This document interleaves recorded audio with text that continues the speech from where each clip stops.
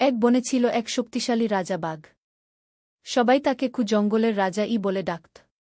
তার রাজ্যে ছিল অনেক প্রাণী, হরিণ, খরগোশ, বানর, হাতি আর পাখিরা।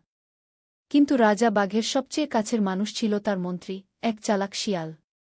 শিয়ালটা খুব বুদ্ধিমান ছিল, কিন্তু একটু চতুরও ছিল।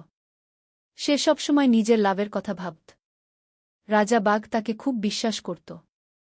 একদিন রাজা বাঘ সভা ডাকল। বাঘ বলল, আমাদের জঙ্গলে খাবারের অভাব হচ্ছে। সবাই ঠিকমতো খাবার পাচ্ছে না। কি করা যায় শিয়াল মন্ত্রী? শিয়াল একটু হাসল, মাথা নিচু করে বলল, মহারাজ, আপনি যদি চান আমি একটা উপায় বের করতে পারি। বাঘ বলল, তাড়াতাড়ি বলো। শিয়াল বলল, প্রতিদিন একটা প্রাণী নিজে থেকে আপনার কাছে আসবে। তাহলে আপনাকে শিকার করতে হবে না, আর সবাইও নিরাপদ থাকবে। সব প্রাণী ভয় পেয়ে গেল। কিন্তু রাজা বাঘ ভাবল এটা ভালো উপায়। সে রাজি হয়ে গেল। তারপর থেকে প্রতিদিন একটা করে প্রাণী বাঘের কাছে যেত, আর বাঘ তাকে খেয়ে ফেলত। কিছুদিন পর প্রাণীরা খুব কষ্ট পেতে